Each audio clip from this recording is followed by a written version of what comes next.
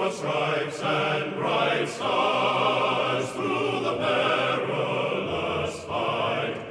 O'er the ramparts we watched were so gallantly streaming, and the rockets' red glare, the bombs bursting in air, gave proof through the night that our flag was still there. Oh, say does that star-spangled banner yet wave o'er the land of the free and the home of the brave?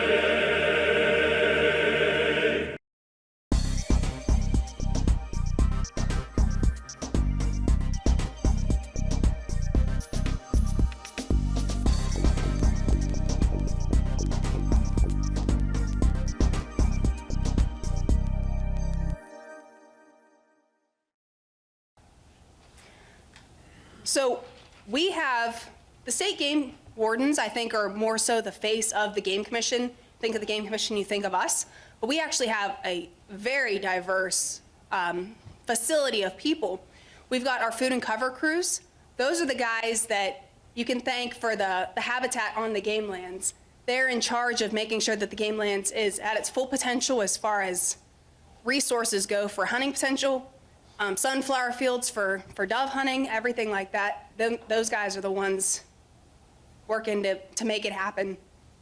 In addition, we have, of course, the biologists. For pretty much every species that you could possibly think of, we have a biologist. And it helps, like for instance, the bear biologist. I spoke to a gentleman about our previous bear biologist today. He had a huge impact in bringing back the black bear population because it was dwindling. And through his many, many years of research, he brought it back till now we have roughly 15,000 to 20,000 bears in the state, which is very impressive, very impressive. In addition, we have our foresters. So they would be the ones in charge of handling the timber sales on the game lands to make sure that we're doing that in a wise way to conserve the game lands, but then also harvest the timber that can be or should be, and then leave the others to grow or prosper. In addition, we have our I&E people. Information and education is what I&E stands for. Those are our public outreach people. Those are the ones that kind of take the lead when it comes to like the Great Outdoor Show in Harrisburg or handling the farm show in Harrisburg as well. Obviously, the officers take part in that, but the I&E guys are kind of the boots on the ground organizing it. In addition, they kind of lead our hunter education programs, various school programs. Especially with COVID, we've really branched out to the schools because we weren't allowed into the schools to really be able to speak to the students in a one-on-one basis. So we started using like Wi-Fi, setting up online programs that the teachers can access for free, and then use that to help teach the students about wildlife. So we have quite a diverse agency as far as who we employ. In addition, we've got our volunteers. So our volunteers include like the gentlemen that come out and teach our hunter ed classes for us. They're very important. They're our boots on the ground as far as teaching young hunters or new hunters how to safely and properly hunt and how to do it in a lawful way as well. So some things that the Game Commission has accomplished, and I'm really just going to be very quick on these, I have so much to cover with you guys that I really don't want to get into nitty-gritty of one specific topic because I want to cover a very variety of topics. And then if you want something more specific, we can certainly go back and kind of digest it a little bit more. But obviously the bald eagle was really dwindling, it was threatened and endangered, so it wasn't doing very well. Through the federal government, and then of course the state of Pennsylvania, we were able to bring back our bald eagle population so that we have a really healthy bald eagle population. They were removed from our threatened and endangered list as well, which is a huge accomplishment. So obviously bald eagles, they're scavengers. They eat dead carcasses, which is in addition to live wildlife live animals as well, fish and such things. But we were having hunters harvest things and then leave the carcasses around, leaving what could be lead residue as well. So the eagles were getting lead poisoning, which proved to be fatal if we weren't able to interact and treat it fast enough. So it was a huge problem.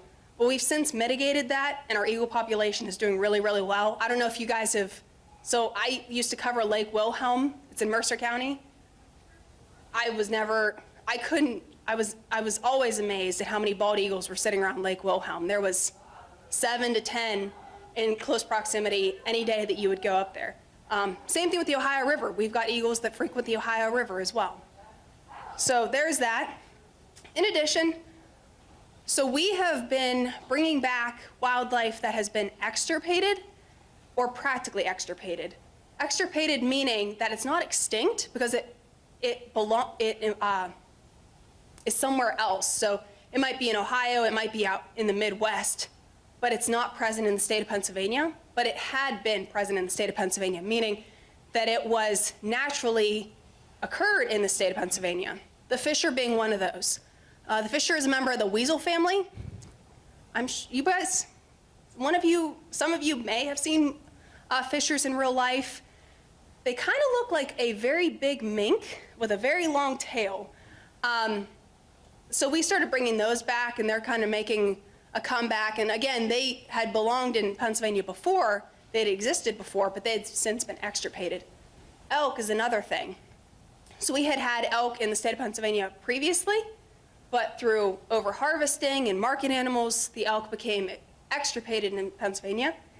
In, I want to say about 1990s, somewhere in that ballpark, we started a reintroduction of our elk into the state. So we brought elk from other states into the state of Pennsylvania. And now we have a pretty healthy elk population in the north central area, north of 80. I don't know if any of you have ever traveled to Elk County, Cameron County, Benezet, which is our elk visitor station. You can go up there in the fall, watch them bugle. It's amazing. So that's another kind of success story for the Game Commission.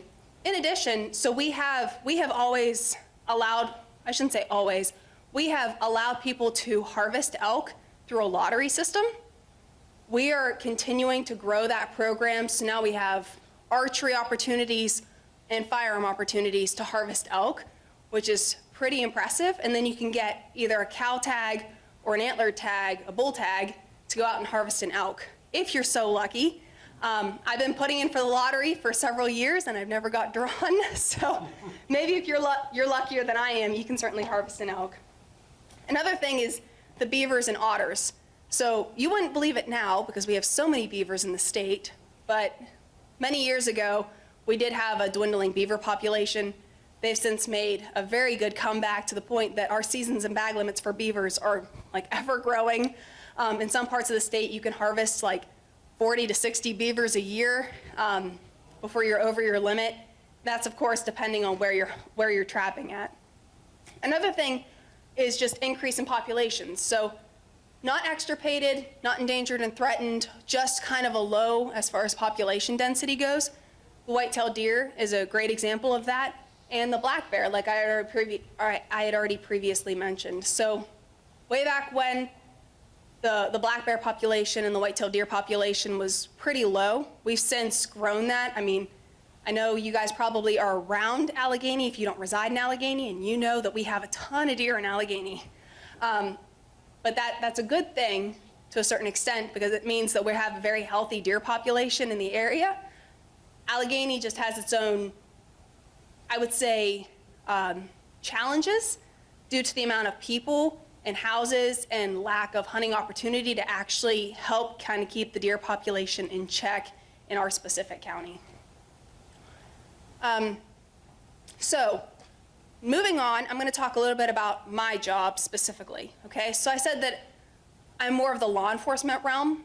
So I'm tasked with enforcing Title 34, which is the Game and Wildlife Code. That means that I'm in charge of enforcing the hunting regulations in the state, the trapping regulations in the state, making sure that everybody's following the rules, making sure that everybody's following the rules to help conservation and go forward with that. In addition, we have Title 18, which is commonly known as crimes code. So we have the authority to enforce that as well. Typically, we enforce that if it overlaps with a game law violation. We don't typically seek that out because that's not our main priority. In addition, if we have any fishermen in the area or present today, we have the authority to enforce fish law as well.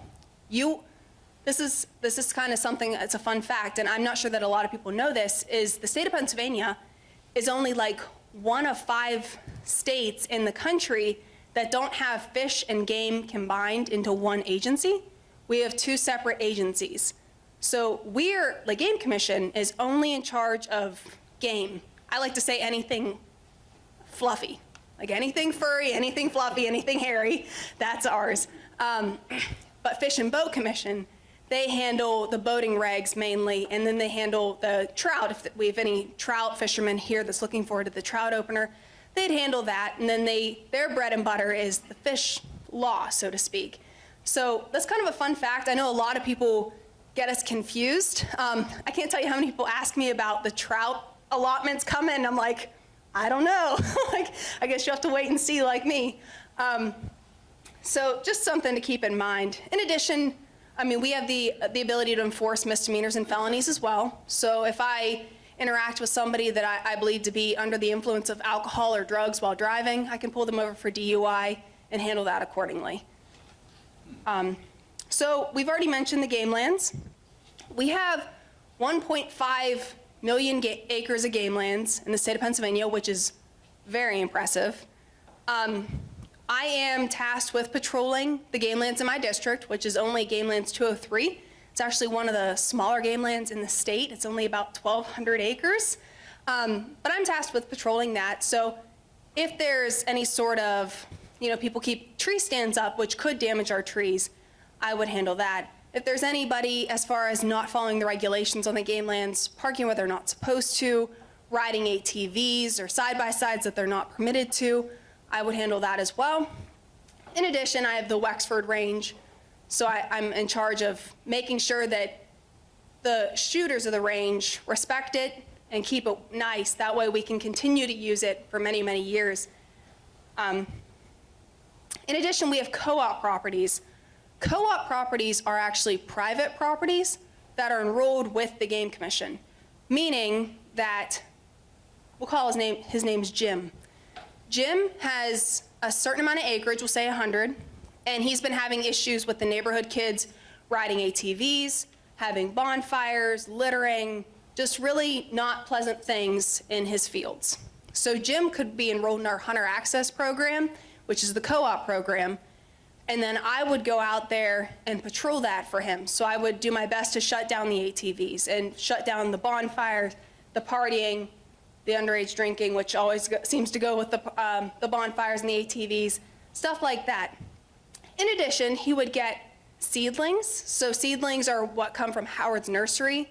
Howard's Nursery is in, I believe, the north central of the state, and they raise seedlings to go to schools and our cooperators, and then of course seedlings go to the game lands as well, so we can plant more trees to keep the game lands plentiful. So he would have the ability to get seedlings of his choice. There's a multitude as far as berries, oaks, etc.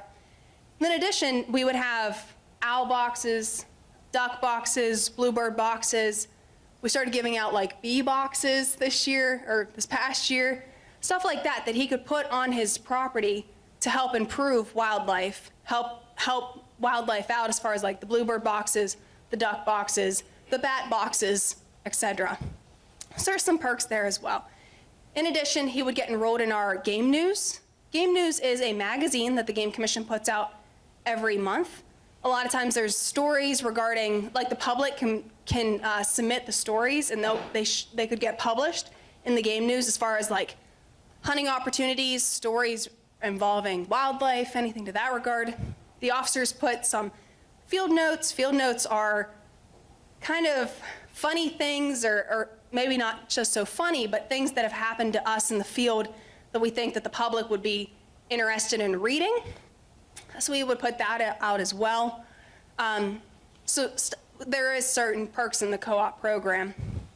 And then of course, the perk of the co-op program as well is that it also includes Jim's property into our public hunting. So people can hunt his property now with his permission, and he can kind of set his regulations. So if he doesn't want trapping on his property, but he allows people to small game hunt and he allows people to big game hunt, that's perfectly fine. No trapping on his property, but other people can take advantage of the other certain resources. So it's an excellent program. We have quite a few people enrolled in that program throughout the state, and it really just bolsters the numbers as far as the opportunity to publicly hunt properties that maybe aren't the state game lands, or if you don't have your own property to take advantage of. In addition, so we are in charge of trapping bears and trapping turkeys for research. I'm just gonna kind of explain how to trap a bear and then how to trap a turkey, because I know it probably sounds a little goofy, so we'll kind of just break it down.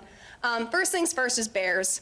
I really enjoy working with bears. It's something that is really a perk of this job, that you get to put your hands on a black bear that's hopefully asleep and can't come after you. But what we do is we use these big culvert traps, and they're kind of a tubular design, and they're on wheels. We can just hook them to the hitch of our truck and drag them behind our truck. So what we do is we bait it up, and it's kind of like a big box trap, if anybody's familiar with a box trap. It's got its treadle, and you can set it for a certain sensitivity. So when an animal gets in, steps on that treadle, it actually lifts the hook that's holding the door open. Door shuts, and whatever's inside is caught with inside. I like to say that every time I set it, I get a bear.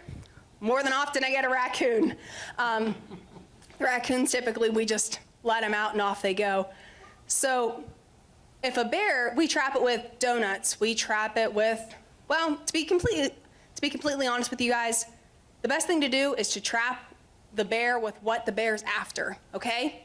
So I'd say 2 years ago, in the Bell Acres area, we had a pretty big bear that kept getting into people's chickens, kept eating people's chickens. You guys remember that? 2 doors down from me. Okay. Every chicken there. Yeah. Winner, chicken dinner guy. This guy loved chickens, which is kind of odd. Usually they go for sweet stuff. This guy liked chickens. What did we do? We baited the trap with a dead chicken, and we caught him. And he was about 300 pounds, healthy as can be. He just had made himself at home in the wrong spot. So what we do, he had never been trapped before, and how we know that is because every time we trap a bear, we put ear tags in their ears in consecutive numbers. So that's a disclaimer I think that's important to bring up. A lot of people think that if you see a bear with a tag in each ear, that means that it's been trapped twice as far as being a nuisance bear, and if we trap it again, or if you call us to trap it again, we'll euthanize it. That is 110% false. Every time we trap a bear, we automatically put a tag in each ear, because obviously bears do scrap. They're in the woods, and it could get ripped out in the one ear and not in the other ear, and then that's how we keep track of them. So if you hear that, totally a myth. In addition, we put a tattoo on its inner lip using just some ink that doesn't damage it. So if you roll down its lip, you can read the tattoo. If the tags were to be ripped out of its ears for both, we could tell that it was tagged, trapped, and where it was trapped, because we put that in a website that we can always access. Huh?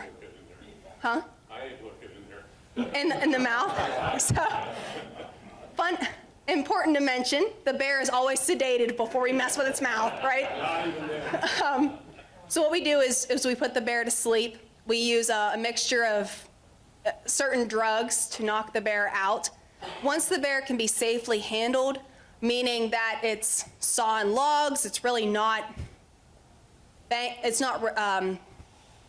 reacting when we're like banging on the trap, making some sort of noise, and it's snoring. That's how you know it's usually safe. We'll pull them out of the trap. And when we do that, we'll put the tags in the ears, like I said. If it hasn't been trapped before, we'll pull a milk tooth. A milk tooth is just a tooth behind the canine. It serves no purpose, so it doesn't harm the bear to not have it anymore. But that's actually how we tell how old a bear is. So you know, I'm sure you all know how to count, how to tell how old a tree is. You slice it and you count the rungs. A bear's tooth is the exact same thing. We can count the calcium rungs, and it tells us how old the bear is. And it's so precise that we can actually tell, like if it's a sow, we can tell when she had cubs and when she didn't based on the rungs of her teeth, which I think is really fascinating. So we'll do that, and then we'll age the bear, and that'll go in the database with that bear's information as well. In addition, we take a chest girth measurement, so it's right underneath its front armpits, and that gives us a rough estimate of how big the bear is using a calculation. So the amount of inches a bear is, you can estimate it, it's 250 pounds, 300 pounds, etc. And then once all of that is completed, all the data is collected, we'll either put the bear back in the trap and relocate him to a more suitable environment, similar to the Bell Acres bear. He had to go somewhere else. But if it's somewhere more rural that the bear can just be released and wake up on its own, we'll just simply let the bear lay where he's at, sit in the truck, and we'll just wait for him to come out of it. When they come out of it, they'll just kind of stumble off, and they're good to go. They're back at it. So you'll see like the traps for nuisance bears. You'll see the traps for just research bears. Each county has a quota that we'd like to get to every year. So Allegheny, unfortunately, our quota is 2. So to reach our quota, we would want to trap 2 bears a year. Sometimes it happens and sometimes it doesn't. However, in other parts of the state where the bear population is really heavy, their quota might be something like 20 bears, 15 bears, 25 bears, something to that regard. But if you think about it, that's multiple officers trapping those bears, so they all share the workload. So another thing is turkeys. Right now we are doing a turkey research project. It's a 10-year project, and what we're doing is we are using, I'm going to try to describe this as best I can without a visual cue, but this giant net fits in this container, so to speak, and it's an open-faced container, and we use 3 charges of dynamite, and we wire them up, and then we'll trigger it from a safe location. Like a lot of times, if we're able to, we'll sit in our trucks, and then once we set it off, those rockets will actually carry the net over the turkeys and catch the turkeys. So what we'll do is, of course, we go running up and throw blankets over the turkeys, calm them down. Once we're ready, we're gonna pull all those out of the net one by one. Right now, we are in this part of the state, we are only doing jakes and gobblers. So if we catch a hen, she just goes about her way, we just kick her right loose. But the jakes and the gobblers will measure, if they have a beard, we'll measure that. If they have spurs, we'll measure that. And then they'll get a tag, like a little metal tag that we'll put between their foot and their spur. And then we actually keep track of that. And if somebody is able to harvest that, they can report it.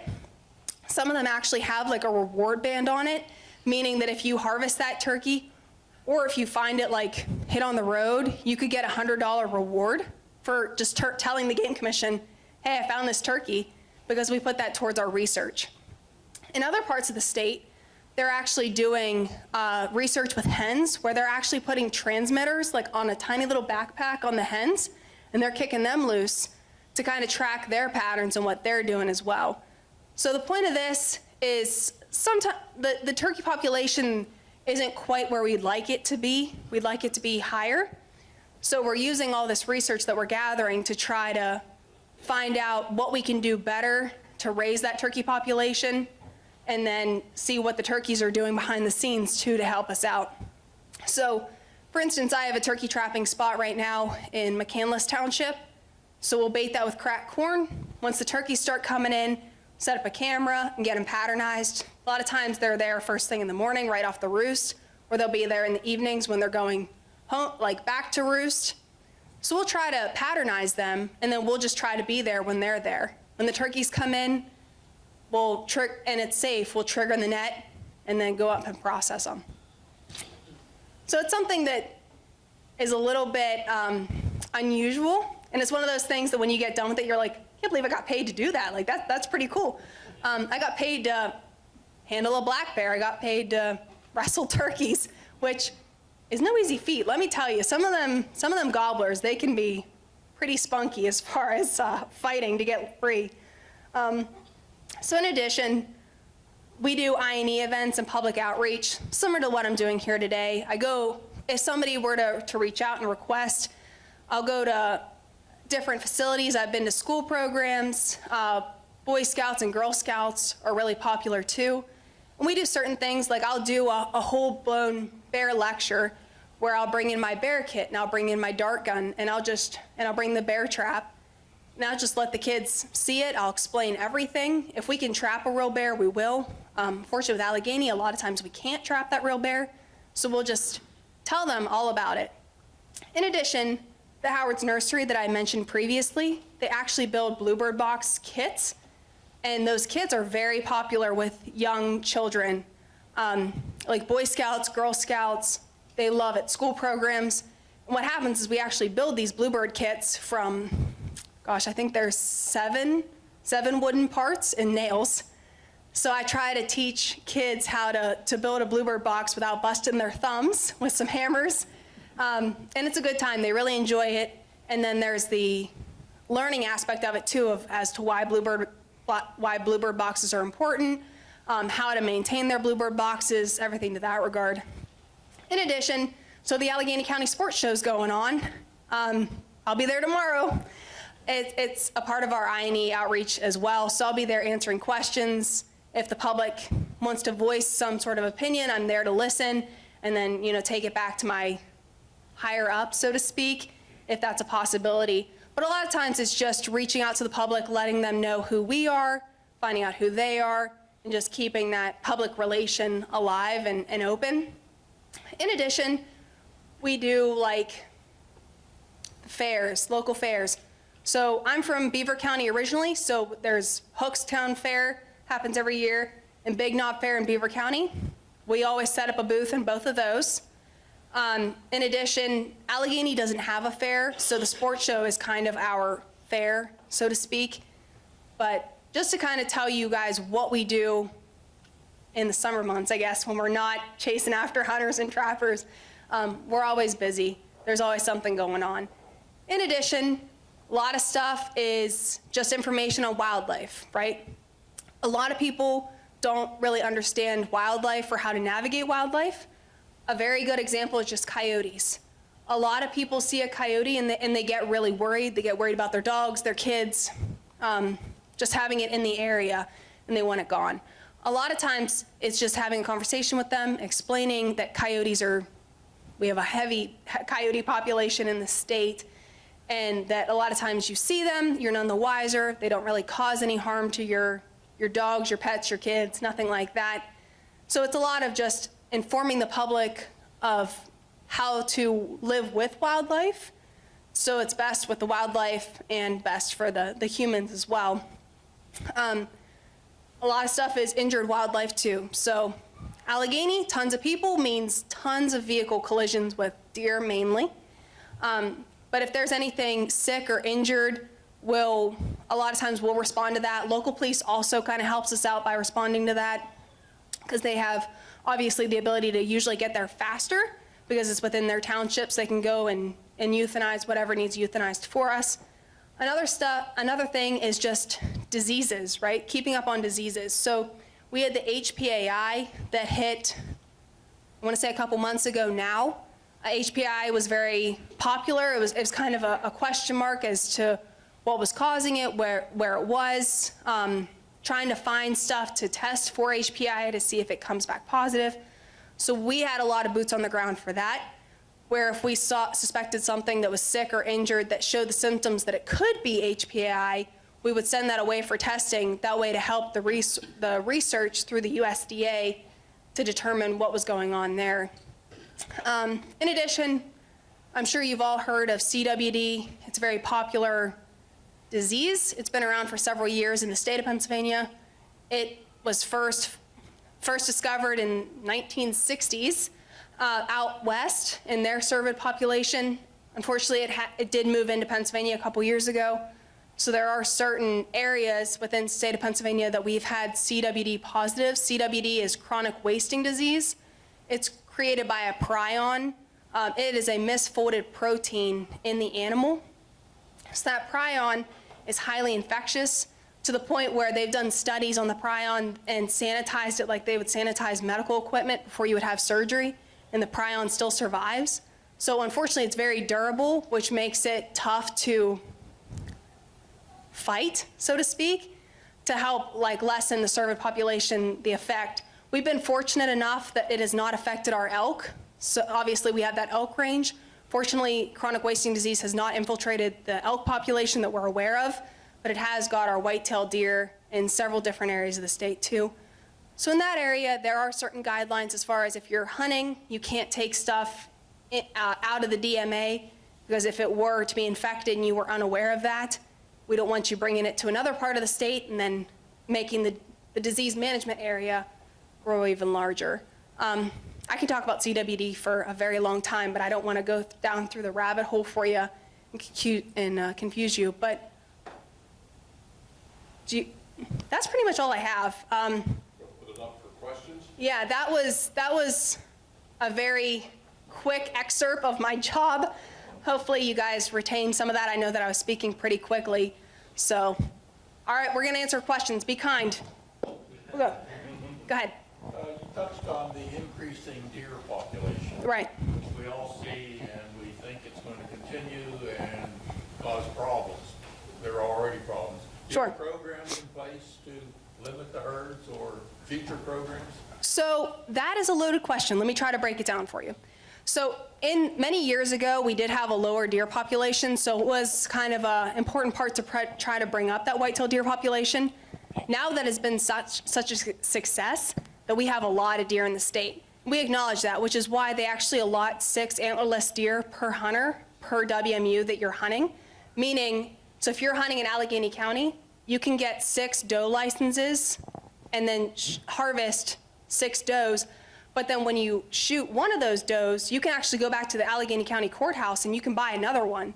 So you can theoretically harvest as many does as you can in Allegheny or Beaver or whatever until it's sold out. So that's important for the general hunters, can help mitigate that deer population.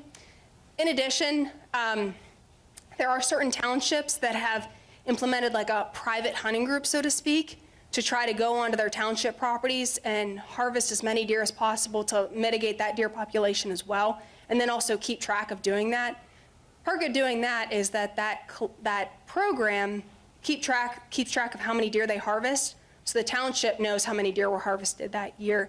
So there's some perks there. In addition, Those programs have gotten a lot of negative publicity. there are some. There's pros and there's cons. Pro is that, of course, the township gets their numbers set in stone. Con is that it pushes out a lot of other licensed hunters that would like to have hunted the property, but lost that hunting opportunity too. So how that works is I actually don't enforce anything. As long as they're following state law, then I don't get involved. But that would be a conversation between the township and that private individual and the townspeople. In addition, there are some townships, we have permits that the township or the municipality or the borough can actually get a political subdivision permit, meaning they can harvest deer out of season through that permit. So a lot of times they'll utilize like local police to harvest these deer and then they'll donate them. And it's in like the summer months that, and a lot of times people are none the wiser, so they'll harvest deer as well. And that permit will go through the commission too. So there are stuff in place. In addition, we have the red tag program. Red tag program is for the people that, they're like farmers that are combating the deer population on their property as well. Red tag actually gives them the ability to have people hunt their property in these summer months, and it's antlerless only, because obviously we need to cut back the does if we're going to cut back the population. So that red tag program is a really positive program too. A lot of people like that because you can't hunt for 6 months, so the red tag program gives you the ability to do so. Does that answer your question? Yeah. I know there's a lot there. Well, I know I drive slowly now on country roads. Right. Yeah, unfortunately, A lot of deer out there. yeah, and it kind of goes back to Allegheny. We just don't have the properties. A lot of people in Allegheny, they don't view hunting as a positive thing. They view the deer as like pets. They get very invested in the well-being of these deer. So it's mitigating the people that really enjoy seeing the deer, and then obviously the conservation of the deer, which is the key, right? We have to lower that deer number so that we can keep the deer population happy and healthy for extended periods of time. I have 2 questions. The first Yes. one involves hacking towers up at Moraine State Park for osprey. Are Okay. they still in place? What impact, if any, does it have on the fish? I know the fishermen were quite upset initially. The second one has to do with law enforcement, and this might predate your employment, but maybe 5 or 10 years ago, there was an incident out on Route 910 off of 28 out near Tarentum.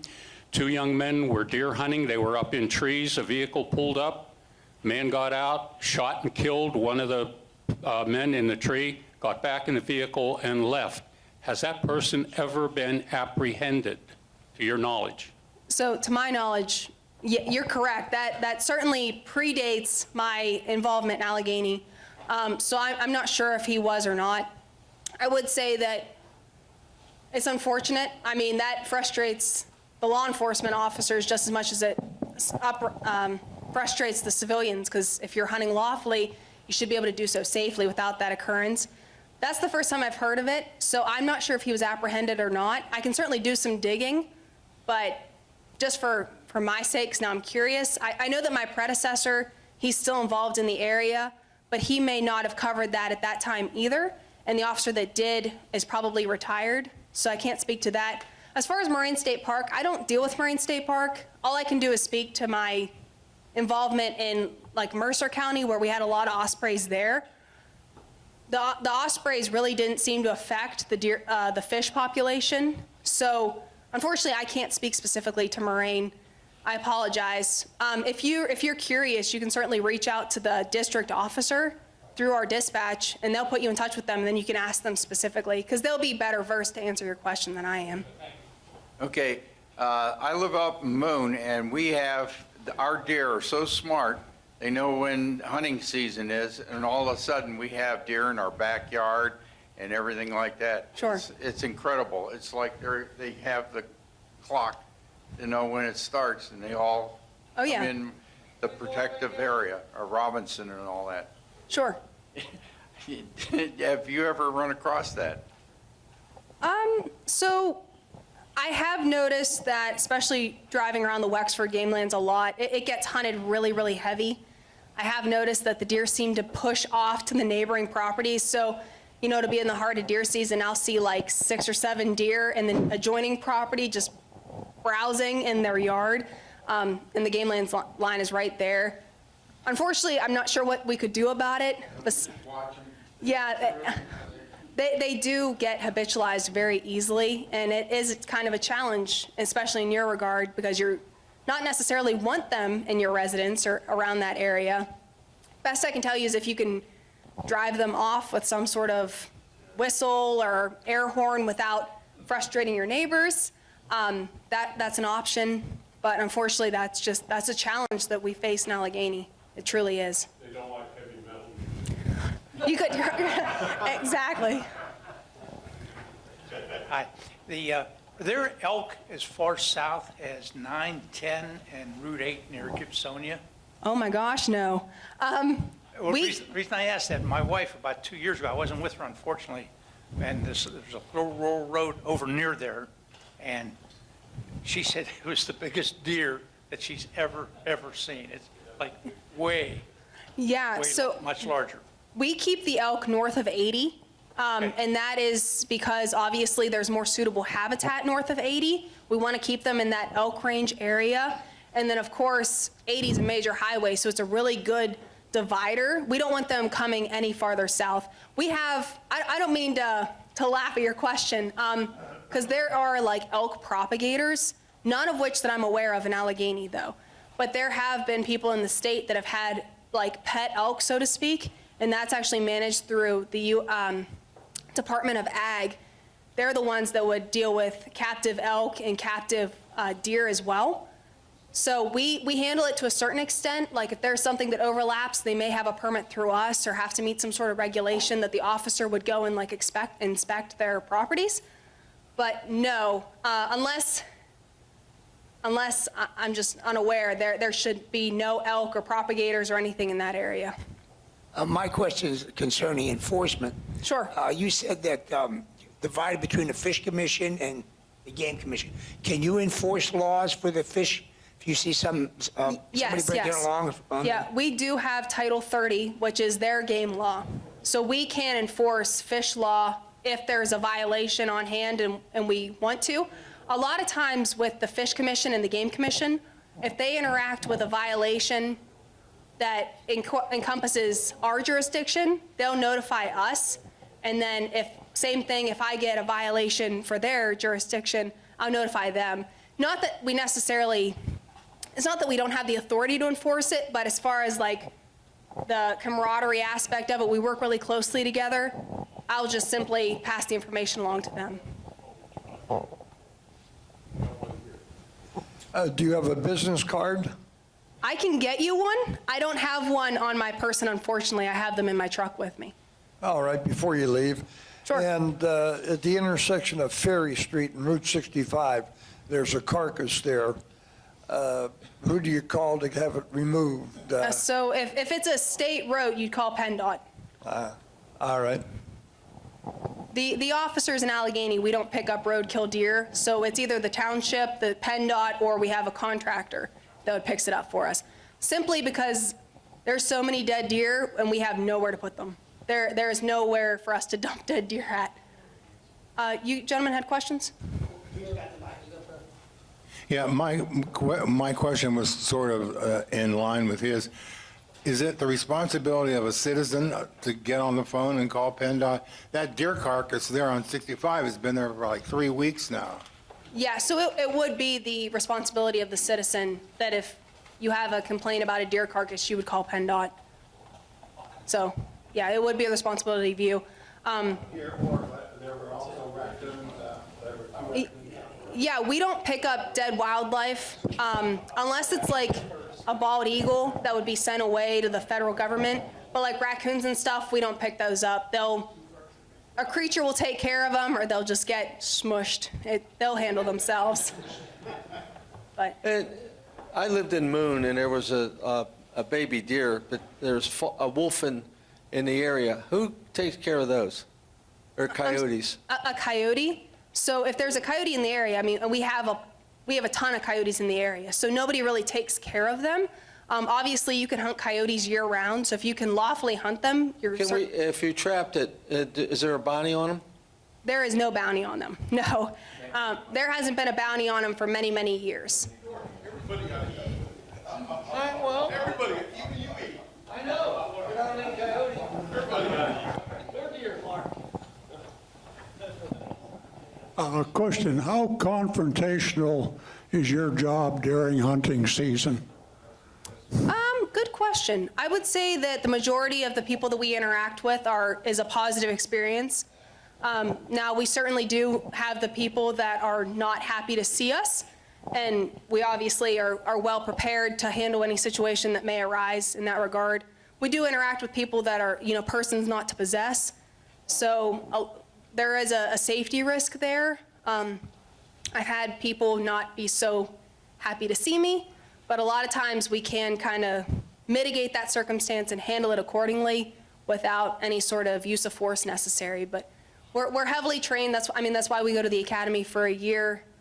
We're heavily trained to handle any circumstances that may approach. You use your yellow gun. Huh? You use your yellow gun. Yeah, that's a taser. Taser. Yeah. Well, that's the question I was going to ask. Do you have a restriction on the use of your sidearm? We do not have a restriction, so to speak. I'm not sure if you're speaking like wildlife specifically or people specifically. Obviously, we would only use deadly force if deadly force was necessary. Hopefully, it would never happen in the field. But we are more than authorized to use the taser or the firearm for any need. The Game Commission does, we have a shotgun and AR-10 as well. And then, of course, like low caliber firearms for dispatching injured wildlife or something to that regard. So we are heavily suited to handle whatever needs handled accordingly, but we would never use deadly force unless it was absolutely necessary. So don't make her mad, Rudy. She's packing heat.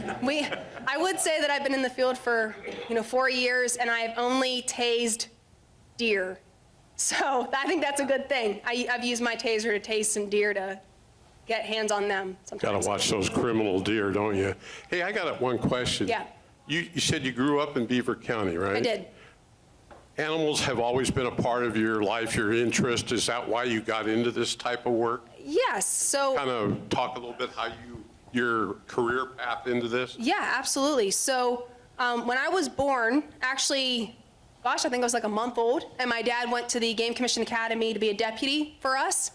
So unfortunately, he didn't stick with it for very long. He has a job that takes him out of town a lot, and with 3 young kids and a wife and a job out of town, he didn't really have the opportunity to really stick with the commission and devote the time that he would have liked to.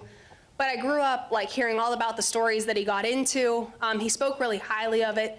As soon as I was able to pretty much walk, he had me out in the woods with him, you know, squirrel hunting, raccoon hunting, stuff like that. So I grew up really enjoying hunting and trapping and the opportunities to do so. When I turned 12, got my first deer rifle for Christmas, tradition, and I've been hunting ever since. I just love it. I really enjoy working with wildlife. I really enjoy enforcing the laws to make sure that wildlife is given the respect that it needs. Unfortunately, I've had my fair share of people that, you know, for instance, have shot wildlife, a deer from a vehicle because it didn't run from them. You know, I think that's really unfortunate that you were to shoot a deer out of a vehicle because it wasn't scared of you. That kind of drives my passion to do this job. I want to catch all the people with that mindset, so to speak. You know, I'm not out to harass the law-abiding citizens because I've got nothing better to do. I want to catch the people that are really have no respect for wildlife and are really just doing some really nasty things to wildlife. So that's why I really enjoy this job.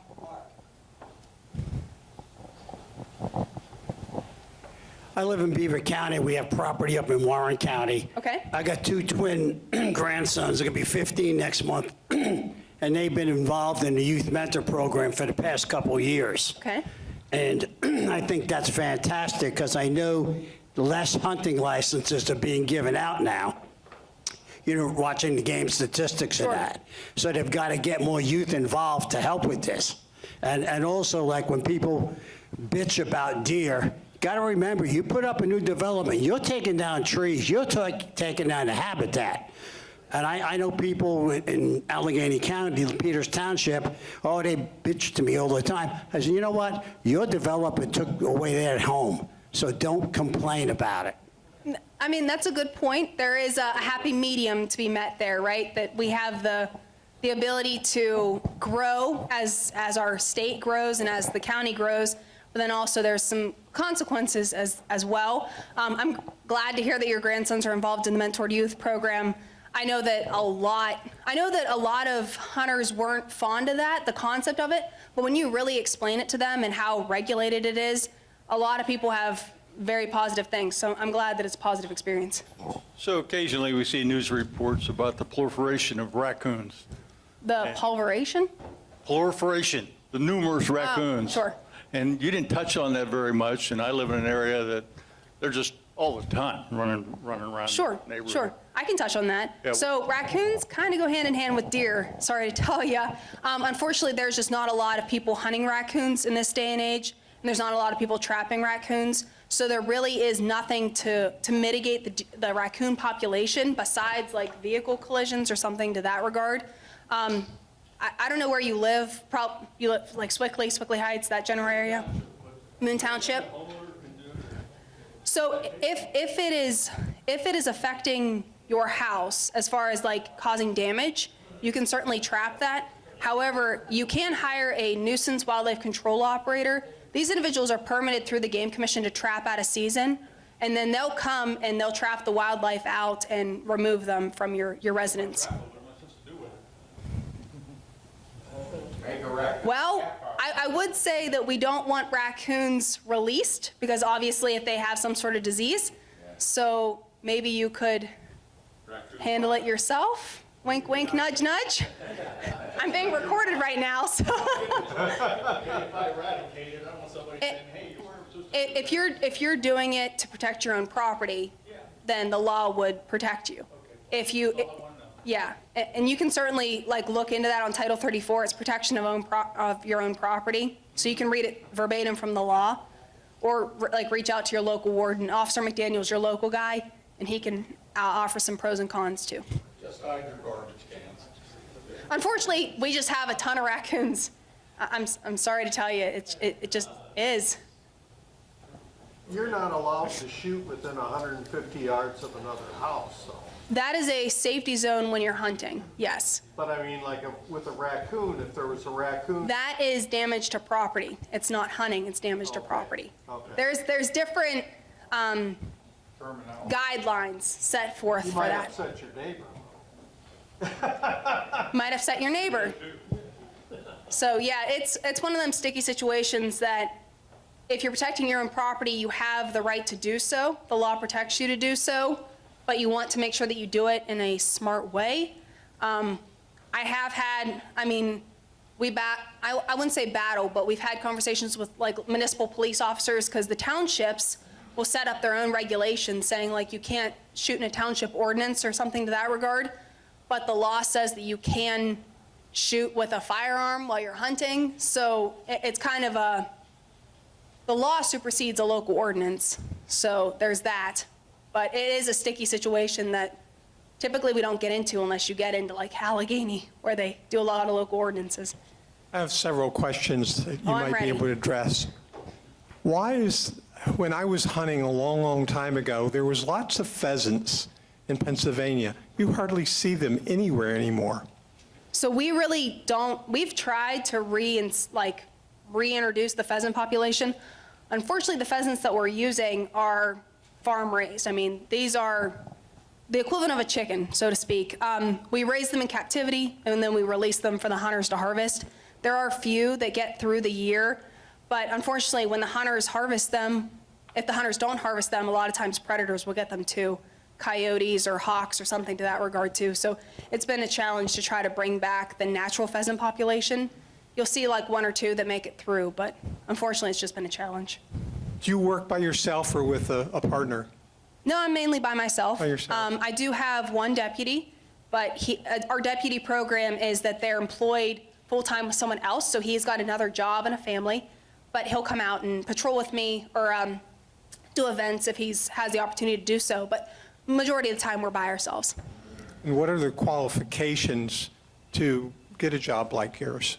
So to be in our cadet class, you have to have 60 college credits, or you have to have 4 years active military with an honorable discharge, or 400 hours as a deputy. So there are certain guidelines now.